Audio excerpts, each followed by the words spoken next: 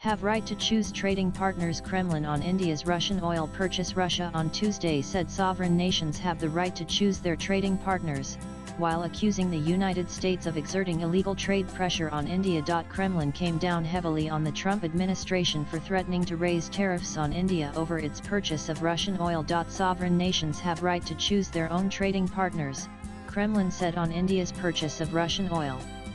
Sovereign nations have right to choose their own trading partners. Kremlin on India's purchase of Russian oil. https://ku39@kixwpic.twitter.com 3gam4rj Sputnik India Sputnik_India August 5, 2025 Nan New Delhi, meanwhile, has called U.S. President Donald Trump's threats unjustified and vowed to protect its economic interests, deepening a trade rift between the two major economies. Trump has said from August 8, he will impose new sanctions on Russia as well as on countries that buy its energy exports, unless Moscow takes steps to end its 3.5-year conflict with Ukraine. Swipe left for next video. We hear many statements that are in fact threats, attempts to force countries to cut trade relations with Russia.